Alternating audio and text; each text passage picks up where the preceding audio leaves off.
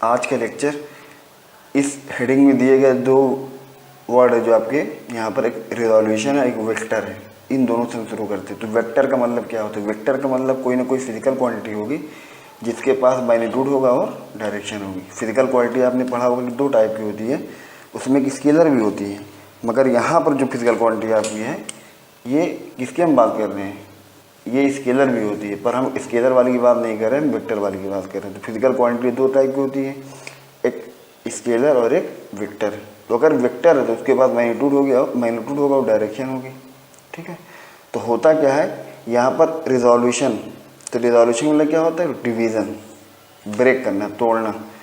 तो ऐसा क्या हो जाए जब वेक्टर को हम दो या दो से ज़्यादा, किसी भी वेक्टर को जब दो या दो से ज़्यादा हिस्सों में क्या करें? तोड़ें, जिससे उनका जो भी उसके पार्ट आए उनका जो एडिटिव इफेक्ट हो उसी वेक्टर के सेम हो, तो उसे हम क्या बोलते हैं? रिजोल्यूशन। इसको एग्जाम्पल तरीके से समझते हैं कि जैसे मान लीजिए एक वेक्टर ये है, ठीक, एक वेक्टर ये है, एक वेक्टर ये है।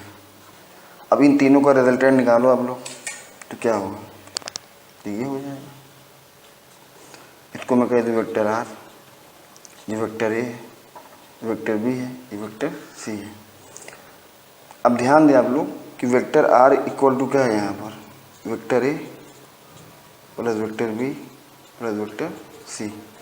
यानी कि ये जो तीनों वेक्टर हैं इनका एडिटिव सम है ये वेक्टर आर। यानी वेक्टर आर जो है इन तीनों के सम से मिला है। हम यूँ कह सकते हैं कि अगर हम इस वेक्टर को रिजॉल्व करेंगे, या हम यूँ कहें कि ये जो तीनों ग्रीन वाले वेक्टर हैं ये सब इस वेक्टर आर के क्या हैं? पार्ट हैं। इधर जा रहा है, ये ऊपर की ओर जा रहा है इस तरीके से, और ये इधर की ओर जा रहा है। ठीक है, तो यानी कि ये जो वेक्टर है इसके तीन जो टुकड़े होंगे आपके, एक टुकड़ा ये, एक टुकड़ा ये, एक टुकड़ा ये। ठीक है ना? एक चीज़ आप ध्यान दें, हम लोग अभी डेफिनेशन की बात कर रहे हैं। ठीक है, जनरली हम तीन पार्ट में नहीं डिवाइड करते हैं, हम दो ही हिस्से में तोड़ते हैं। किसी भी वेक्टर को अगर हमें रिजॉल्व करना होता है, तोड़ने को आप दो या दो से ज़्यादा में तोड़ सकते हैं, बट हम अपनी ज़रूरत के हिसाब से उसे दो ही मतलब डायरेक्शन में हम तोड़ते हैं, एक एक्स में और एक वाई में। तो आगे हम इसके बारे में देखते हैं कि किस तरीके से करेंगे एक्स और वाई डायरेक्शन में।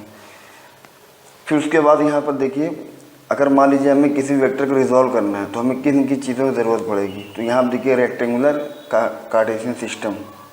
रेक्टेंगुलर कार्टेशियन सिस्टम, अगर इसके बगैर नहीं हम कुछ कर सकते, यानी कोई ना कोई कार्टेशियन सिस्टम चाहिए हमको, तो हम रेक्टेंगुलर लेते हैं। रेक्टेंगुलर का मतलब क्या होता है कि परपेंडिकुलर होगा आपका।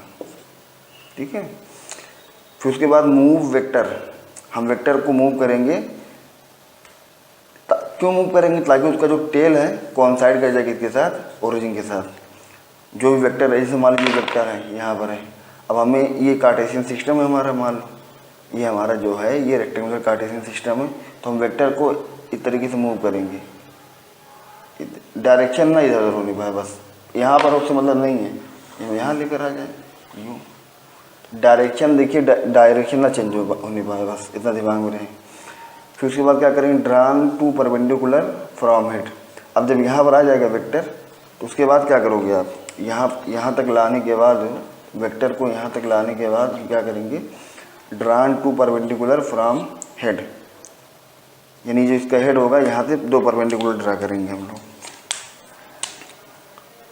ये वाला और ये वाला। ठीक है, तो दो परपेंडिकुलर ड्रा किया हमने कहाँ पर? एक्स एक्सिस पर और वाई एक्सिस पर। ये देखिए एक्स एक्सिस और ये वाई एक्सिस। तो ये जो यहाँ पर हमने जो ड्रा किया, एक पार्ट आपको ये आ जाएगा, एक पार्ट ये आ जाएगा।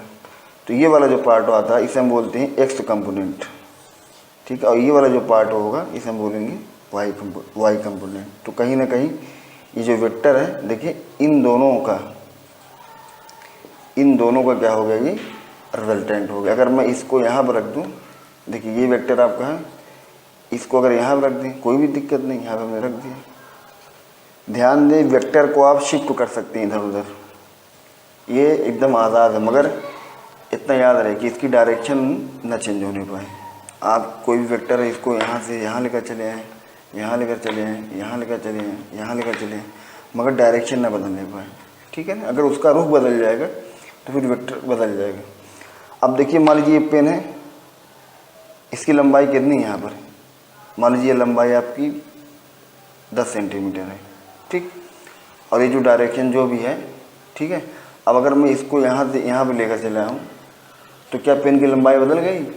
बिल्कुल नहीं। और क्या डायरेक्शन बदली? नहीं। तो कोई भी अगर वेक्टर होता है उसके पास क्या होती है? मैग्नीट्यूड होती है और डायरेक्शन होती है।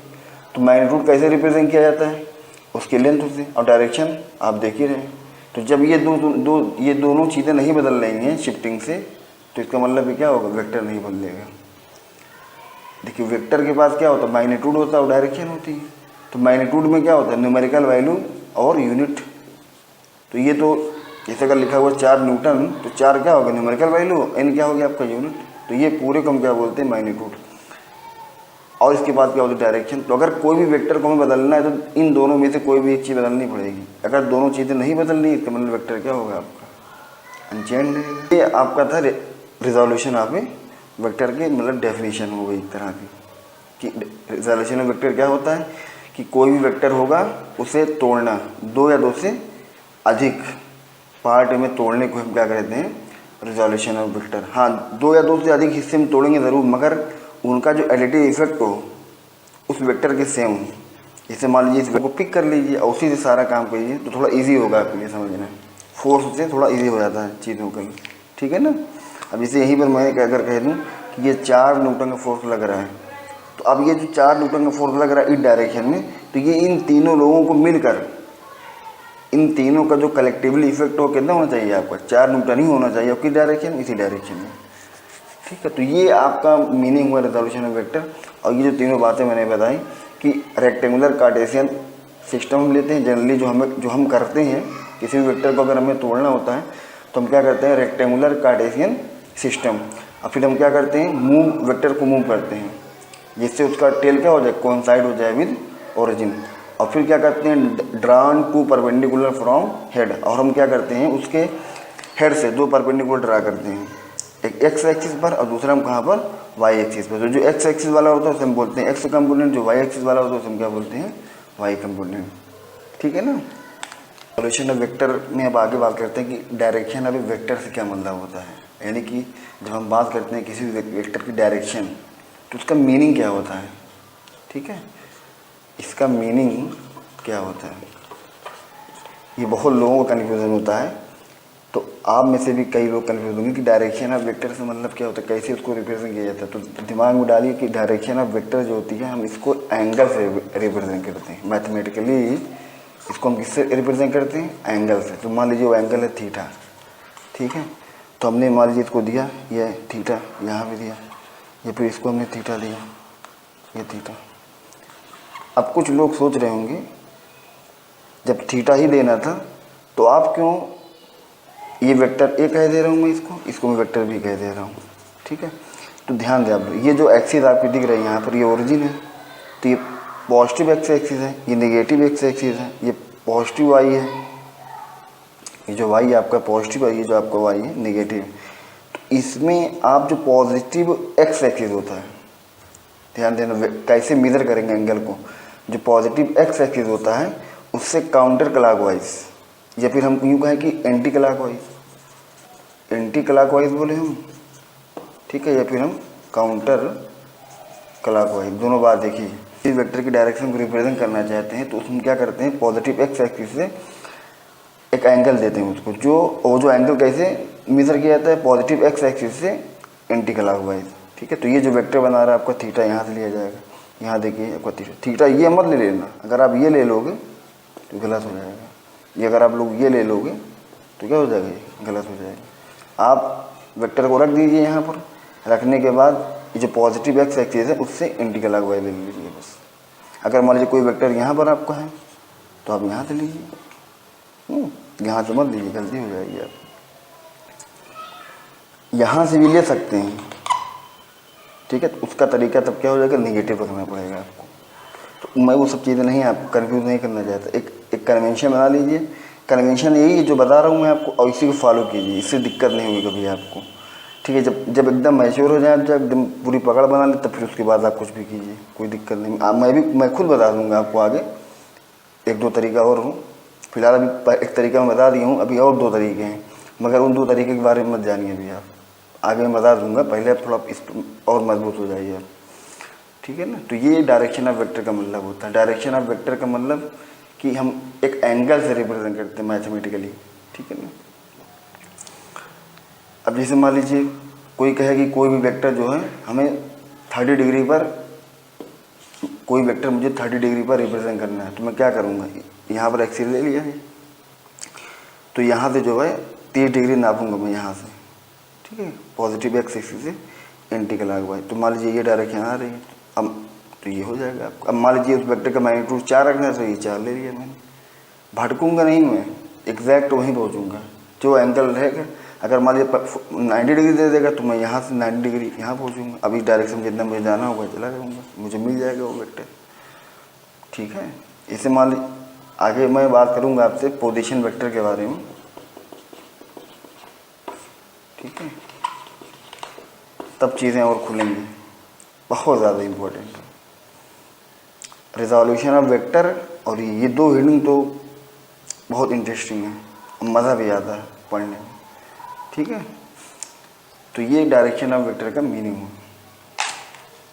वेक्टर में कुछ इसकी प्रॉपर्टीज़ के बारे में जानते हैं, कुछ महत्वपूर्ण चीज़ें कि जो भी कंपोनेंट होगा वो डिपेंड करता है कोऑर्डिनेट सिस्टम पर, कि किस तरीके से हम कोऑर्डिनेट सिस्टम ले रहे हैं। दूसरी बात कि वेक्टर है मेनी सेट ऑफ कंपोनेंट।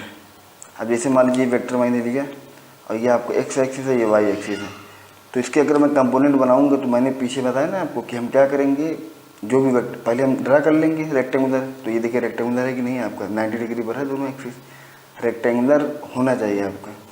और उसके बाद हम क्या करेंगे, जो वेक्टर होगा उसके टेल को ओरिजिन से कोइंसाइड करा देंगे, हो गया आपको। उसके बाद फिर हम क्या करेंगे, उसके हेड से दो परपेंडिकुलर ड्रा करेंगे जो कि एक्स एक्सिस पर और वाई एक्सिस पर। तो मैंने इसको यहाँ ड्रा किया एक्स एक्सिस पर और यहाँ ड्रा किया वाई एक्सिस पर। अब ये जो कंपोनेंट होगा आपका एक्स वाला हो गया, एक्स कंपोनेंट ये वाला हो जाएगा आपका वाई कंपोनेंट। तो हमने इस एक्सिस को लिया, तो अब मान लीजिए ऐसा हो जाए, मैं वेक्टर को इसे रहने दूँ, ठीक है, वेक्टर को इसे रहने दीजिए आप लोग, और एक दूसरी ले लीजिए, एक एक्सिस मैं लेता हूँ दूसरी, कैसे ड्रा करूँ, ये इधर ही आएगा और यहाँ भी आ जाएगा, ठीक है ना। तो अब ये कंपोनेंट आएगा आपका, ये कंपोनेंट आएगा। तो अब जब मैं ये एक्सिस ले लूँगा तो इस एक्सिस के हिसाब से इसके कंपोनेंट ये और ये हो जाएंगे। अब बताइए ये और ये भी आ रहा है, मगर ध्यान दो आप लोग यहाँ पे एक चीज़ ध्यान दें कि इनका सम और इनका सम इस ग्रीन वाले के बराबर है, और इनका सम और इनका सम भी किसके बराबर होगा, ग्रीन वाले के ही बराबर होगा। तो देखिए मैंने बताया था ना कि किसी वेक्टर को इस तरीके से तोड़ें दो या दो से अधिक पार्ट में कि उसका जो कलेक्टिव इफेक्ट हो उस वेक्टर के एक जैसा है। तो अगर मान लीजिए मैं इस वेक्टर में इसको मैं अगर यहाँ पर शिफ्ट कर दूँ, चलो इस वेक्टर को मैं यहाँ पर शिफ्ट कर दूँ, ये शिफ्ट हो गया। तो जब इस वेक्टर में आप इस वेक्टर को ऐड करेंगे ट्रायंगल ला से, अगर इस वेक्टर में इस वेक्टर को ऐड करें ट्रायंगल ला से, यही आगे नहीं है आपको। तो देखिए इसमें इसको ऐड करने आ गया आपका। अगर अब इसको देखें आप लोग, तो ये वेक्टर आपका है, इसको यहाँ शिफ्ट कर दें, यहाँ शिफ्ट कर दिया मैंने, तो देखिए यही वेक्टर आ रहा है कि नहीं है आपको, यानी कि ये वेक्टर में ये ऐड कर दे तो यही आ रहा है। तो दोनों केसेस में सेम वही चीज़ पर आप बोल रही है आपकी। तो वही मैंने कहा कि यहाँ पर ए वेक्टर है और many set of component, coordinate system बदलने से चीज़ें बदल जाएंगी आपकी।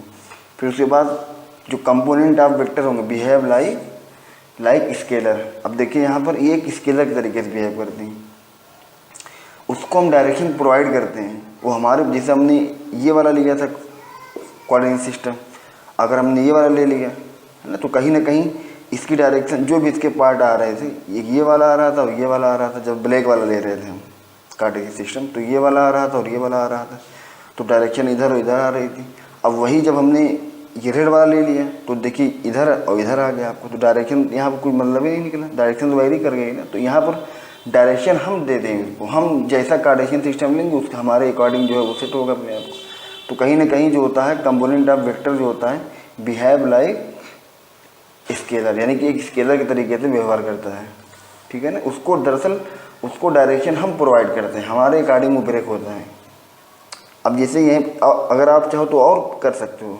मेन सेट ऑफ कंपोनेंट बहुत ज़्यादा इंपॉर्टेंट है। जनरली इन सब चीज़ों पर लोग ध्यान नहीं देते हैं, बस सिर्फ ऐसे तोड़ना, वेक्टर रहेगा उसको तोड़ के बस सवाल लगा शुरू करते हैं। तो यही सब चीज़ें जब बेसिकली आप वीक रहते हो, कमज़ोर रहते हो, तो जब आप प्रॉब्लम करने जाते हैं तो वहाँ पे आपको प्रॉब्लम होने लगती है। तो न्यूमेरिकल्स अगर आप लगाना चाहते हो तो बेसिक्स आपको एकदम मजबूत होना चाहिए। हम ये नहीं कहते कि आप हाई फाई चीज़ें पढ़ें, नीड के लिए आप बेसिक पे ज़्यादा ध्यान दीजिए।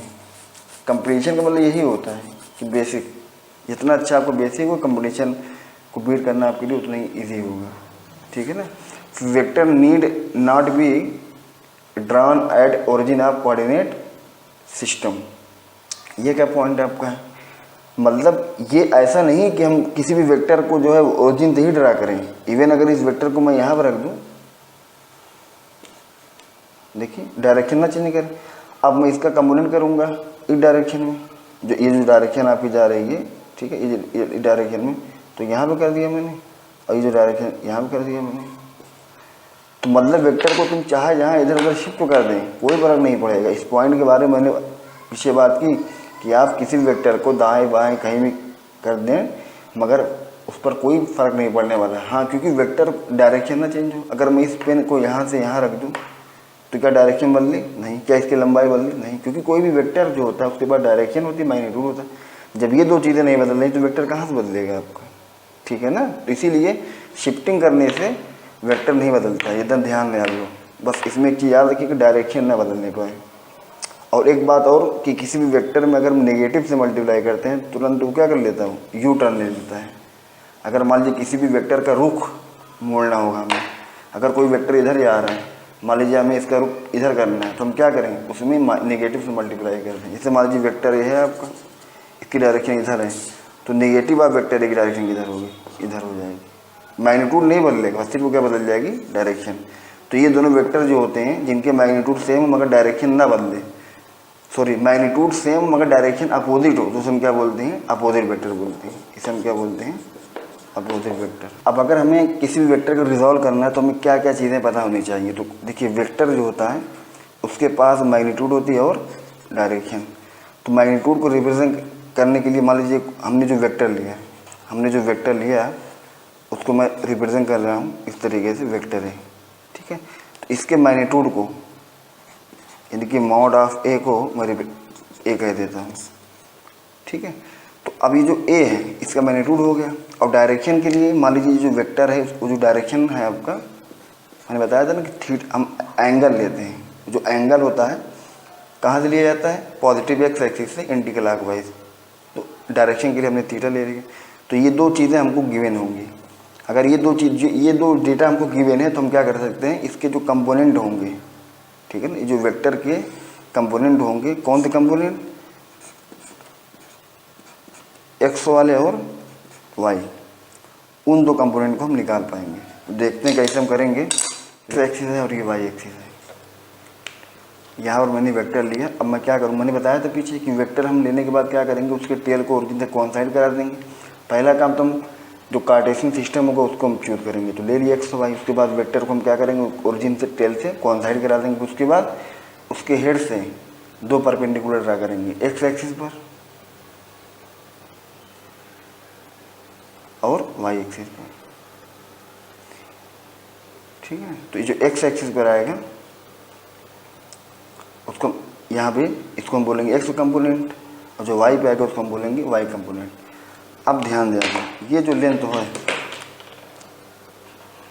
ये हमें निकालना है, ठीक है। और यहाँ पर ये जो लेंथ है ये हमें निकालना है, ये हमको निकालना है। अब ये जो वेक्टर जो है कितना एंगल बना रहा है, थीटा। ये लेंथ कितनी है, ए। तो ये कितना होगा आपका, ये देखो इसके बराबर है कि नहीं। तो अगर हम ये निकाल लेंगे तो यही चीज़ हमको मालूम पड़ जाएगी, ठीक है। तो देखें अगर इसमें हम ध्यान, तो मैंने पीछे बता रखा है आपको इस चीज़ को कि कोई भी ट्रायंगल अगर आपको हो और एंगल दिया आपका और 90 डिग्री के सामने वाली साइड दी गई है, तो थीटा के सामने वाला क्या लिया जाता है, ए साइन थीटा, और जो दूसरा वाला हो जाएगा ए कॉस थीटा। तो ये इसकी लेंथ कितनी हो जाएगी आपकी, ए कॉस थीटा, और इसकी लेंथ कितनी हो जाएगी, यानी कि ये ए साइन थीटा। ठीक है, तो कहने का मतलब ये है कि यहाँ पर इसको अगर हम डायरेक्शन प्रोवाइड कर दें तो ये जो वेक्टर आपका होगा वेक्टर ए, कैसे लिखेंगे हम लोग, ए एक्स प्लस ए वाई। इसको मैंने ए एक्स कह दिया, इसको मैंने क्या कह दिया, ए वाई। तो ए एक्स में अगर आप ए वाई, इसको मैं यहाँ शिफ्ट कर सकता हूँ, कोई दिक्कत नहीं। तो अगर मैं ट्रायंगल है तो इसको इसमें ऐड कर दूँगा। ठीक है, अगर ए एक्स में अगर मैं ए वाई ऐड कर दूँ तो यही वेक्टर आ रहा कि नहीं है आपका। तो मैंने जैसे बताया कि अगर ये जो दो हैं आप ये से कंपोनेंट हो जाएंगे, क्योंकि इन दोनों को ऐड करने पर वही वेक्टर आ रहा है। तो इन दोनों वेक्टरों को जो एडिटिव इफेक्ट है इसके सेम आ रहा है, तो ये इसके जाहिर सी बात है पार्ट हो गए। ठीक है, अब इसको मैं आगे क्या कर सकता हूँ, ए X I cap plus A Y J cap, ऐसे भी लिख सकता हूँ। ध्यान दें आप लोग, ए एक्स में यहाँ पर देखिए इसका ये मैग्नीट्यूड हो गया और ये डायरेक्शन, कौन सी डायरेक्शन है ये, आई कैप, एक्स में लिया जाता है। यहाँ पर क्या लिया जाता है, यूनिट वेक्टर जे कैप। वेक्टर में जो होता है मैग्नीट्यूड होती है और डायरेक्शन, तो ये मैग्नीट्यूड हो गया और डायरेक्शन होगी, मैग्नीट्यूड हो गया और डायरेक्शन, इस तरीके से आपको हो गया। अब देखिए ये जो लेंथ हुआ ए एक्स, उसको हमने कितना निकाला है, ए कॉस थीटा, और ये कितना आया आपका, यानी कि ये इसके बराबर है, ए साइन थीटा। तो मैं यहाँ पर लिख सकता हूँ ए कॉस थीटा आई कैप प्लस ए साइन थीटा जे कैप। ठीक है, अब यहाँ से अगर मैं ए बाहर ले लूँ तो वेक्टर ए इक्वल टू ए बाहर ले लीजिए आप लोग, तो आई कैप कॉस थीटा और जे कैप साइन थीटा। अब इससे मैं डिवाइड कर दूँ तो वेक्टर ए बटे A equal to I cap cos theta J cap sine theta. अब देखिए किसी भी वेक्टर में अगर उसके मैग्नीट्यूड से डिवाइड करते हैं तो क्या आ जाता है आपका, यूनिट वेक्टर उस डायरेक्शन में आ जाता है। उस डायरेक्शन में क्या आ जाता है, यूनिट वेक्टर। ए कैप बराबर क्या हो जाएगा, आई cap cos theta plus J cap sine theta. तो ये बहुत इंपॉर्टेंट फार्मूला है, इसको याद रखेंगे आप लोग। किसी भी डायरेक्शन में अगर हम मान लीजिए प्लेन, अगर प्लेन में है वेक्टर, अगर वेक्टर प्लेन में है, ध्यान देंगे प्लेन के लिए है, अगर कोई भी वेक्टर प्लेन में है, ठीक है, ये फार्मूला प्लेन के लिए है, 3D के लिए यानी 2D के लिए है। मैं ये जो फार्मूला है 2D के लिए, और जनरली सवाल हमारे 2D में ही होते हैं। ठीक है, बहुत ज़्यादा लीनियर या फिर प्लेनर, तो हमें ज़्यादा जानना भी नहीं है, हमें बस सिर्फ अपना काम करना है। 2D में ये हम फार्मूला यूज़ करेंगे, ए कैप बराबर क्या हो जाएगा, आई cap cos theta plus J cap sine theta. ठीक, अब यहाँ पर एक ध्यान दें आप लोग, ये जो मैंने यहाँ पर लिखा, ये पीछे आपने पढ़ा कि कोई भी वेक्टर जो होता है उसके पास क्या होता है, मैग्नीट्यूड और डायरेक्शन। तो अगर मैं इससे डिवाइड कर दूंगा यहाँ पर, तो वेक्टर ए मैं अगर ऐसे डिवाइड कर दूँ क्या हो जाएगा आपका, ए कैप। ठीक है ना, तो ए कैप बराबर क्या हो जाएगा, ही मैंने रख दिया यहाँ पर। अच्छे की और देखिए यहाँ पर ये जो ट्रायंगल आपको दिख रहा है, इस ट्रायंगल में इसका स्क्वायर प्लस इसका स्क्वायर बराबर क्या हो जा रहा है आपको, इसका स्क्वायर हो रहा है कि नहीं, यानी कि A square equal to A X square plus A Y square. तो यहाँ से ए इक्वल टू क्या हो जाएगा, square root of A X square plus A Y square. यानी कि यहाँ से अगर हमें कोई वेक्टर इसे मैंने यहाँ भी लिखा था ये वाला फॉर्मेट, ए वेक्टर ए बराबर ए एक्स वाई के plus A Y J cap, तो यहाँ से भी हम क्या निकाल सकते हैं, इसका मैग्नीट्यूड निकाल सकते हैं। ठीक है, कभी कभी जब आई कैप और जे कैप की फॉर्म में दिया रहेगा वेक्टर और हमें उसका मैग्नीट्यूड निकालना है, तो हम यहाँ से ये जो यहाँ से जो है अगर हमें निकालना है इसका मैग्नीट्यूड, तो मॉड ऑफ ए, ये हम कहें ए, तो इक्वल टू क्या हो जाएगा आपका, ए X square plus A Y square. ठीक है ना, और अगर मान लीजिए हमें एंगल निकालना है तो एंगल क्या हो जाएगा आपका, अगर एंगल निकालना है तो tan थीटा इक्वल टू क्या हो जाएगा, perpendicular upon hypotenuse, sorry perpendicular upon base. तो यहाँ पर हो जाएगा आपका ए वाई अपॉन ए एक्स। तो यहाँ से एंगल निकाल सकते हैं हम लोग। तो अगर आई कैप जे कैप की फॉर्म में दिया रहेगा तो ये दो चीज़ कर सकते हैं हम लोग। ठीक है ना, बाकी एक फार्मूला मैंने ये दिया आपको, एक फार्मूला आपके लिए ये हो गया और ये हो गया, ये तीन बातें इसमें आपको याद रखनी। अगर vector A equal to A X I cap A Y J cap, तो यहाँ से हम क्या निकाल सकते हैं, इसका mod A X square plus A Y square. फिर दूसरी बात हम यहाँ से निकाल सकते हैं tan थीटा, तो tan थीटा बराबर क्या हो जाएगा आपका, ए वाई अपॉन ए एक्स, या हम लिख सकते हैं थीटा इक्वल टू यहाँ से theta equal to tan inverse AY upon AX। ठीक है, फिर उसके बाद जो है जो हमने डायरेक्शन के लिए निकाला था A cap equal to I cap cos theta plus J cap sine theta. ये तब निकाल सकते हैं जब हमें वेक्टर का क्या मालूम, मैग्नीट्यूड और डायरेक्शन यानी कि एंगल। अगर ए और थीटा पता है, ठीक है, यानी मैग्नीट्यूड मालूम है और हमें एंगल मालूम है, तो हम उसके जो उस यूनिट वेक्टर को हम रिप्रेजेंट कर सकते हैं डायरेक्शन में क्या होगा। ठीक है, कहीं ना कहीं थीटा मालूम अगर हमें तो हमें सब कुछ मालूम है। ठीक है, मगर मैथमेटिकली उसको कैसे रिप्रेजेंट किया जाएगा, ये इसका रिप्रेजेंटेशन है। यानी यूनिट वेक्टर हमें निकालना होता है ना, तो अगर मान लीजिए हम ये निकाल लेंगे तो हम वेक्टर ए अगर हमें लिखना होगा, ए बराबर क्या हो जाएगा आपका, उसका मैग्नीट्यूड और डायरेक्शन। ये तो हमें पहले से ही मालूम था। ठीक है, अब यहाँ से ये निकाल लेंगे तो मल्टीप्लाई कर देंगे तो वेक्टर आ जाएगा। बहुत ज़्यादा ये बहुत ज़्यादा इम्पोर्टेंट है। अगर आप चालाक हो तो इसको बहुत ही फ्रिक्वेंटली आप इस्तेमाल कर सकते हैं। ठीक है, और बहुत स्मार्टली, मतलब ये बहुत कम लोग इस्तेमाल करते हैं इस फार्मूले को। ठीक, पर आप इस्तेमाल कीजिए तो कोशिश कीजिए। इसमें मैं कुछ न्यूमेरिकल बता दूंगा आप लोग को। हम बात करेंगे कि हम रिजोल्यूशन ऑफ ए वेक्टर की ज़रूरत क्यों होती है, हमें इसकी नीड क्यों होती है। ठीक है, या फिर रिजोल्यूशन ऑफ वेक्टर हम क्यों करें, और कुछ न्यूमेरिकल्स, तो कुछ वाई रिजोल्यूशन ऑफ वेक्टर और कुछ न्यूमेरिकल्स। ठीक है, तो ये चीज़ें जो आपको नेक्स्ट में मिलेगी, यानी कि ये 7th था आपका, 8th में ये आपको हो जाएगा पार्ट 8। Okay, thank you.